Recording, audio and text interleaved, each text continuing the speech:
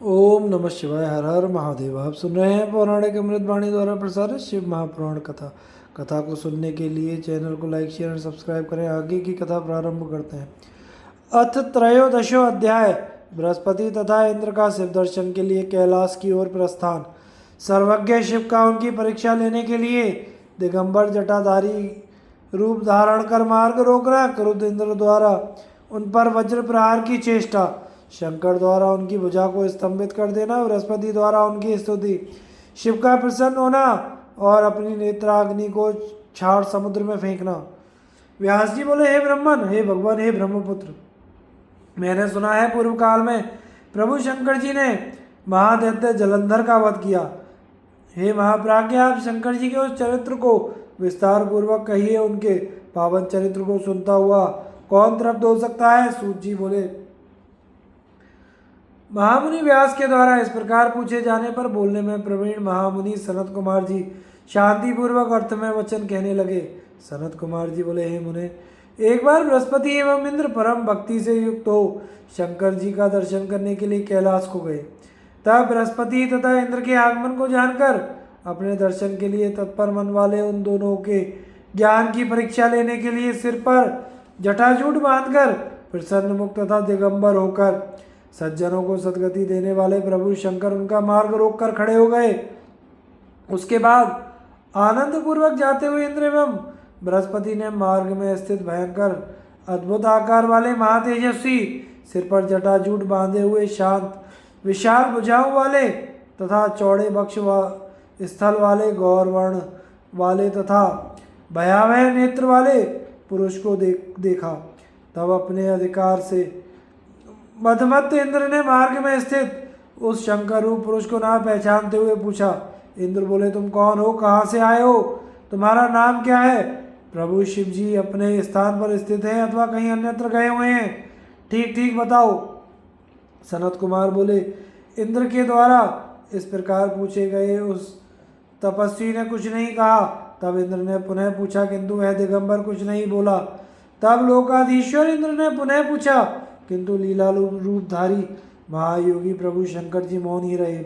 इस प्रकार इंद्र के द्वारा बार बार पूछे गए वे दिगंबर भगवान शिव इंद्र की ज्ञान की परीक्षा लेने के लिए कुछ नहीं बोले। तत्पश्चात तीनों लोकों के ऐश्वर्य से गर्वित इंद्र को महान क्रोध उत्पन्न हुआ और उन जटाधारी दिगंबर की भर्त्सना करते हुए उसने यह वचन कहा। इंद्र बोले, हे दुर्मते, मेरे द्वारा पूछे जाने पर भी तुमने उत्तर नहीं दिया, अतः मैं इस वज्र से तुम्हारा वध करता हूँ और देखता हूँ तुम्हारी कौन रक्षा करता है।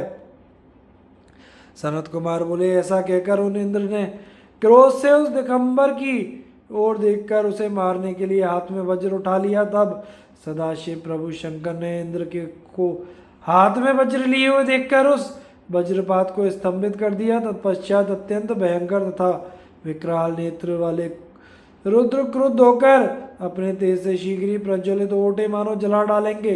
बुझा के स्तंभित हो जाने से इंद्र मनी मन इस प्रकार प्रज्वलित हो गए जैसे मंत्र एवं औषधि से अपने पराक्रम को रुद्ध देखकर सर्व प्रज्वलित होता है। तब अपने तेज से प्रज्वलित होते हुए उस पुरुष को देखकर और बुद्धि से उन्हें प्रभु शंकर जानकर बृहस्पति ने प्रणाम किया।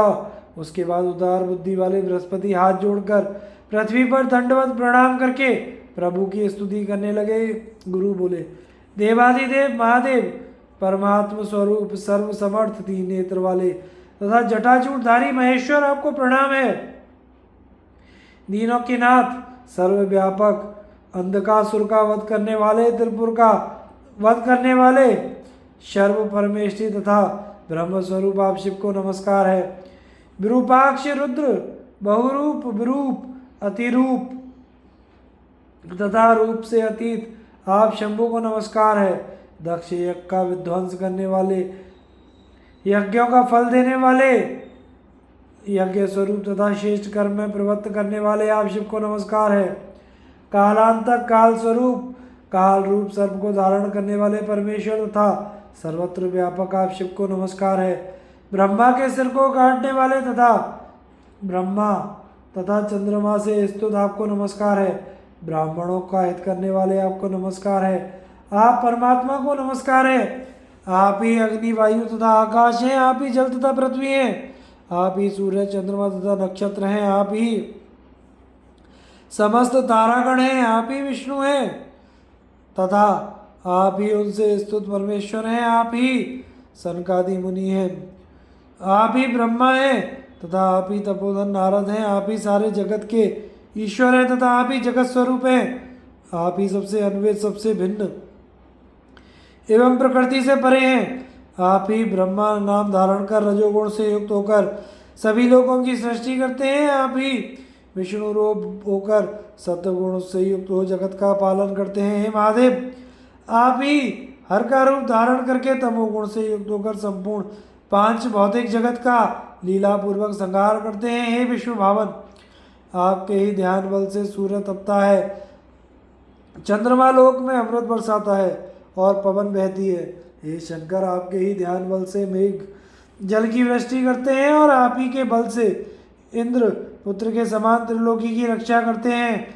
मेघ सभी देवता एवं मुनीश्वर आपके ध्यान बल से तथा आपके भय से चकित हो अपने अपने कर्तव्य का पालन करते हैं। हे रुद्र, आपके चरण कमल के सेवन के प्रभाव से ही मनुष्य इस पृथ्वी पर अन्य देवताओं की उपासना नहीं करते और इस त्रिलोक के ऐश्वर्य का भोग करते हैं। इतना ही नहीं, वे आपके चरण कमलों की सेवा से ही योगियों के लिए भी अगम्य तथा दुर्लभ गति प्राप्त करते हैं। सनत कुमार बोले, हे व्यास जी, इस प्रकार बृहस्पति ने लोक कल्याणकारी शिव जी की स्तुति करके उन ईश्वर के चरणों पर इंद्र को गिराया।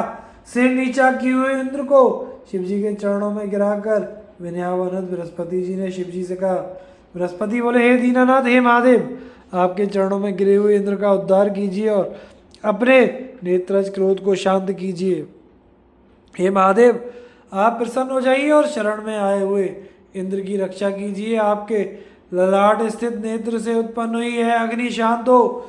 सनत कुमार बोले, गुरु बृहस्पति की यह बात सुनकर करुणा सिंधु देवदेव महेश्वर ने मेघ के समान गंभीर वाणी से कहा। महेश्वर बोले, हे बृहस्पति, मैं अपने नेत्र से उत्पन्न हुए क्रोध को किस प्रकार धारण करूं?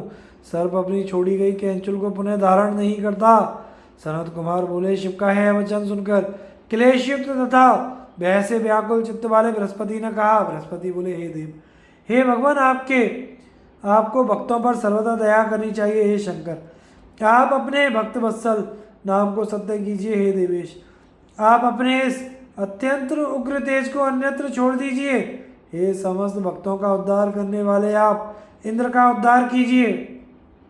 सनत कुमार बोले, बृहस्पति के ऐसा कहने पर भक्त वत्सल नाम वाले तथा भक्तों का दुख दूर करने वाले रुद्र प्रसन्नचित हो देव पूज्य बृहस्पति से कहने लगे। शिवजी बोले, हे तात, मैं तुम्हारी इस स्तुति से प्रसन्न होकर उत्तम वर देता हूँ। इंद्र को जीवन दान देने के कारण तुम जीव इस नाम से विख्यात हो। मेरे भाल स्थित नेत्र से इंद्र को मारने वाली जो यह अग्नि उत्पन्न हुई है, इसे मैं दूर फेंक देता हूँ, जिससे इंद्र को पीड़ा ना पहुँचाए। सनत कुमार बोले, ऐसा कहकर शंकर जी ने अपने तृतीय नेत्र से उत्पन्न अपने तेज रूप अद्भुत अग्नि को हाथ में लेकर क्षार समुद्र में फेंक दिया।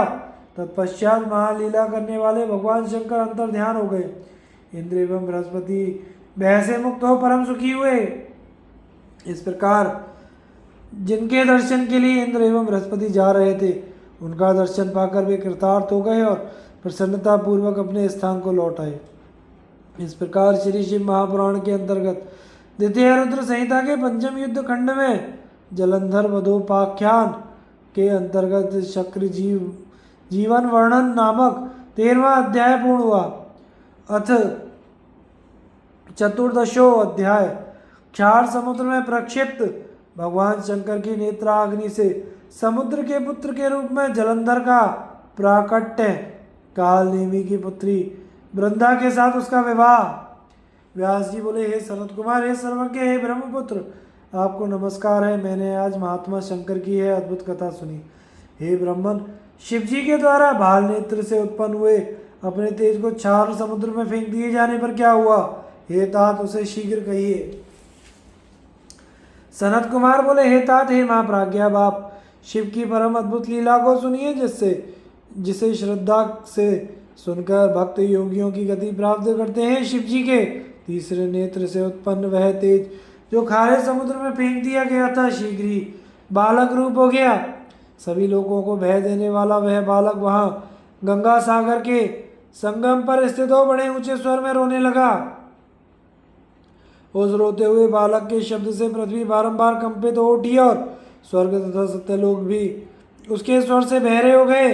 उस बालक के रुदन से सभी लोग भयभीत हो उठे और समस्त लोकपाल व्याकुल चित्त हो गए। हे विप्रेंद्र, हे तात, हे विभो, अधिक कहने से क्या प्रयोजन। उस शिशु के रुदन से चराचर सहित संपूर्ण जगत चलायमान हो उठा। उसके बाद मुनियों सहित व्याकुल समस्त देवता लोग गुरु पितामह ब्रह्मा की शरण में गए। वहां जाकर इंद्र सहित सभी देवताओं तथा मुनियों ने ब्रह्मा को प्रणाम कर उनकी स्तुति कर उनसे कहा। देवता बोले, हे लोकाधीश, हे सुराधीश, हम लोगों के समक्ष भय उपस्थित हो गया है। महायोगिन, उसका विनाश कीजिए। यह अद्भुत ध्वनि उत्पन्न हुई है। सनत कुमार बोले, तब उनका यह वचन सुनकर लोक पितामह ब्रह्मा जी आश्चर्यचकित हो उठे और यह क्या है, और वहां जाने की इच्छा करने लगे। हे तात, तब ब्रह्मा जी देवताओं को साथ लेकर सत्यलोक से पृथ्वी पर उतरे और उसका पता लगाते हुए समुद्र के किनारे गए।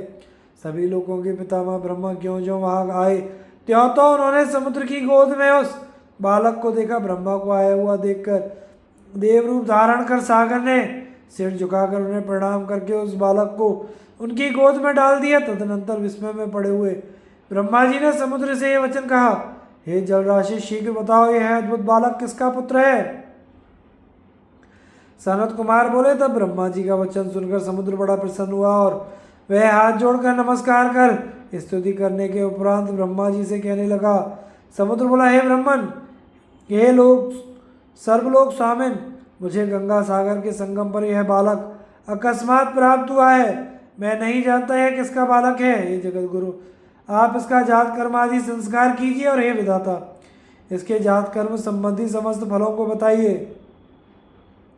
सनत कुमार बोले, जब समुद्र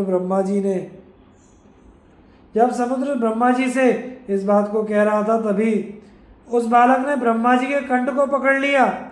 यद्यपि वे अपना गला बारंबार उससे छुड़ा रहे थे।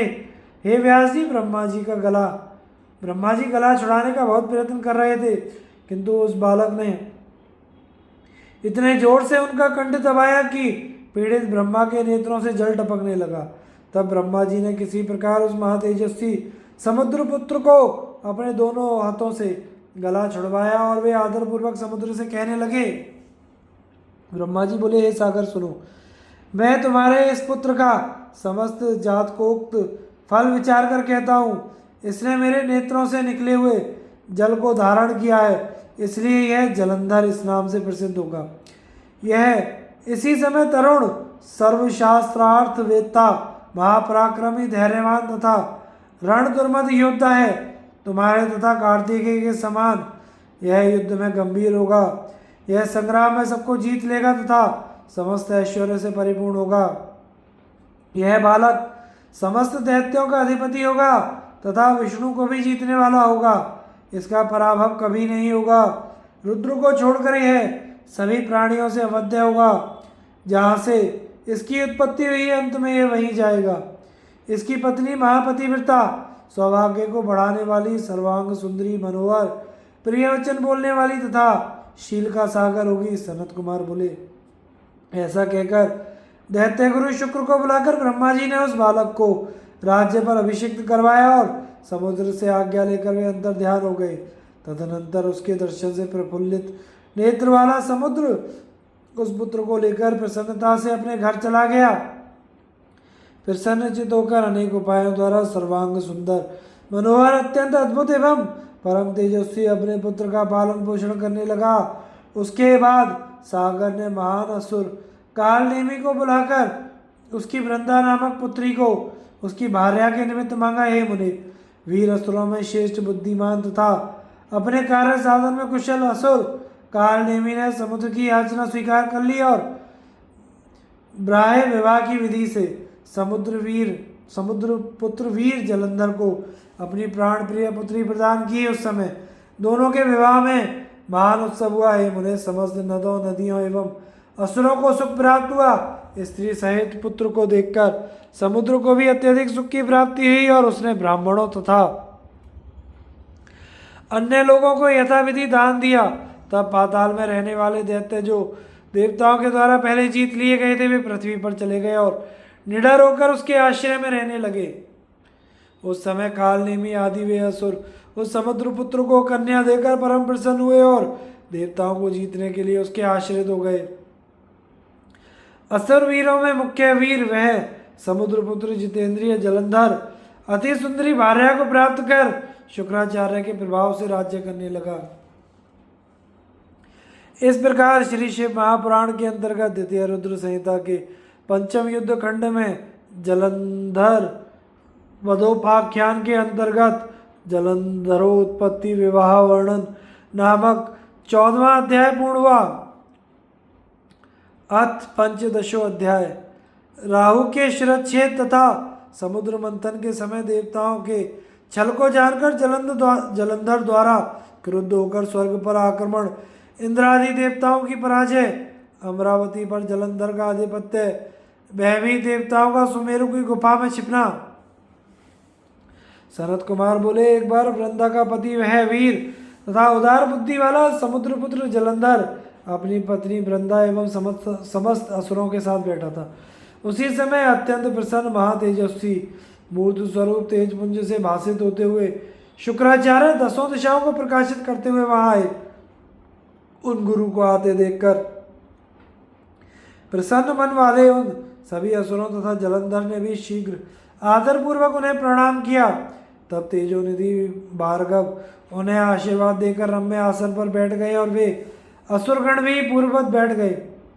उसके बाद स्थिर तथा उत्तम शासन वाला वह वीर सिंधुपुत्र जलंधर प्रेम से अपनी सभा को देखकर अत्यंत प्रसन्न हुआ। वहां बैठे हुए सिर कटे राहु को देखकर उस दैत्यराज समुद्रपुत्र ने शीघ्रतापूर्वक शुक्राचार्य से पूछा।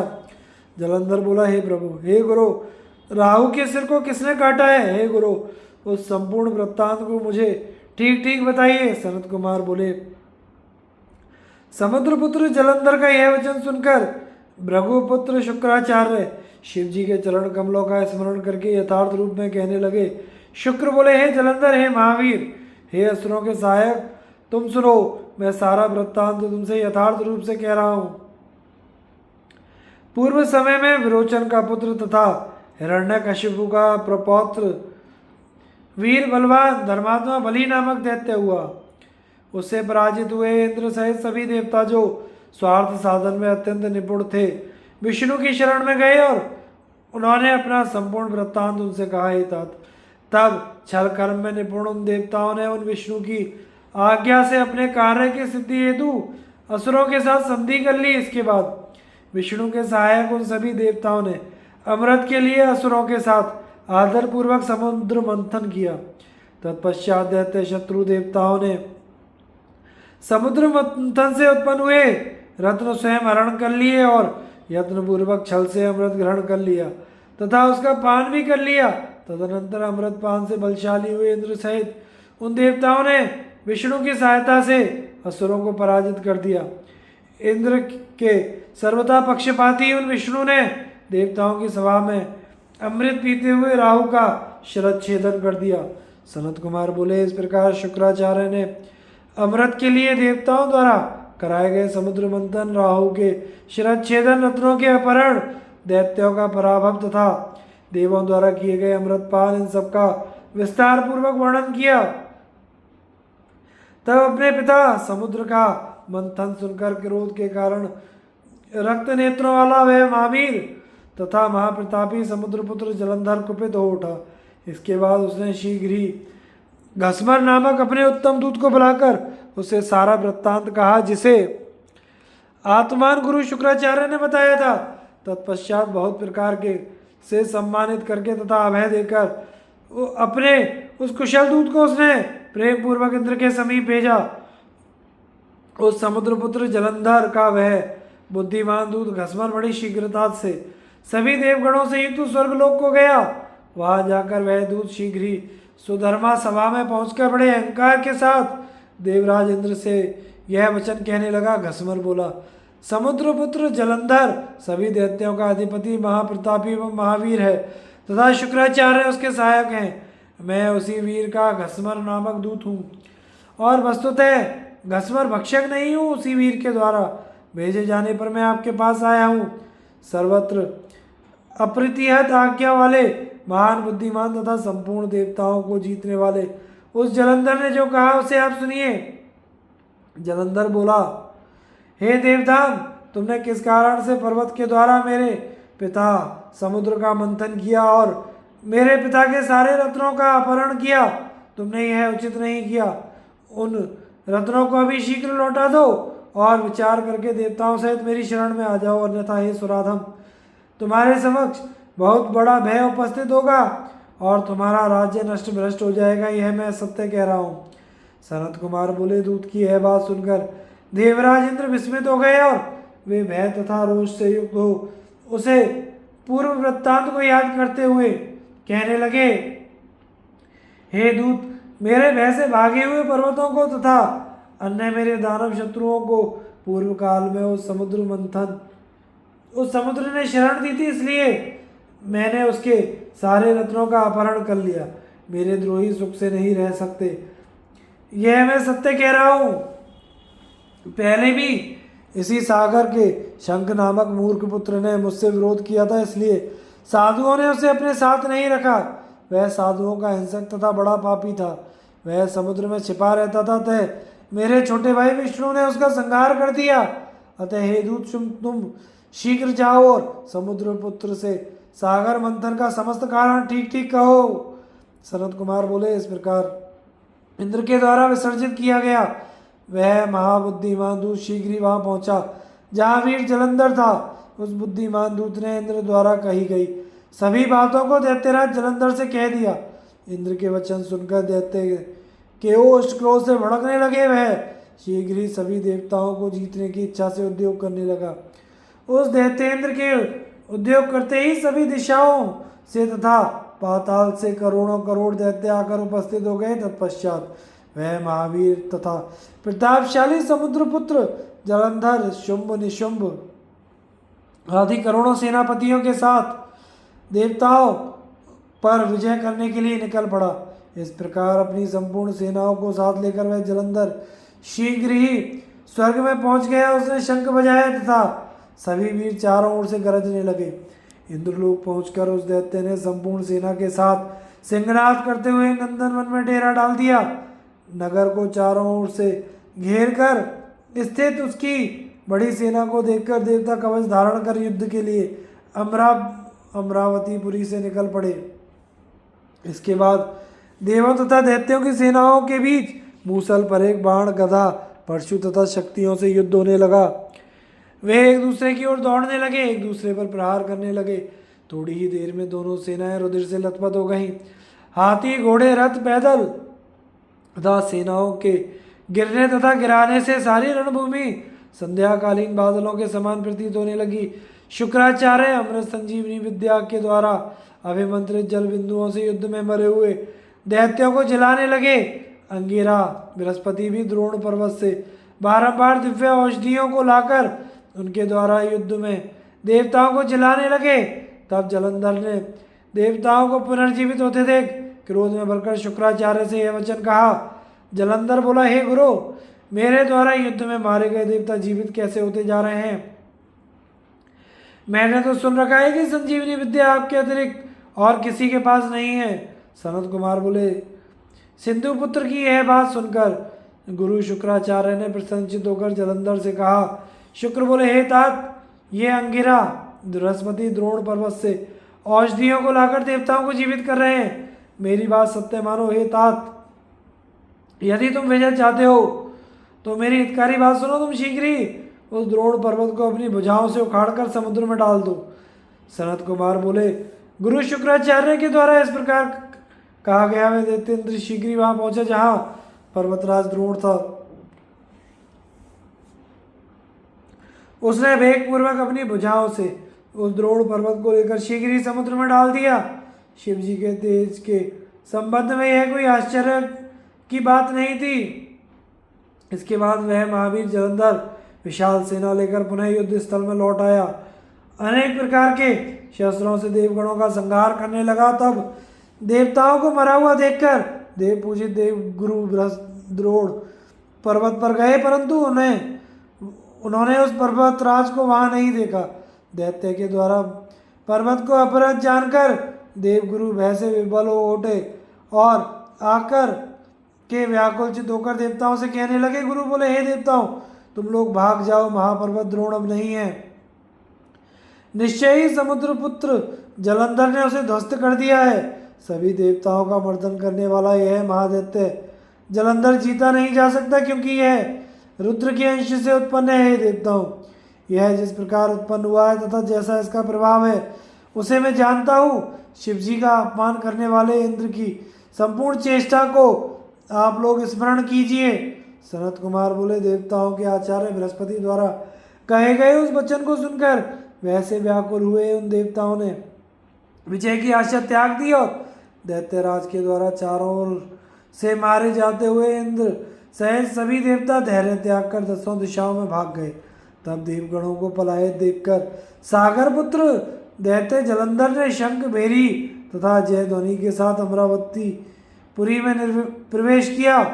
तब उस दैत्य के नगरी में प्रविष्ट होते ही इंद्र आदि देवता उस दैत्य से पीड़ित होकर सुमेरु पर्वत की गुफा में छुप गए।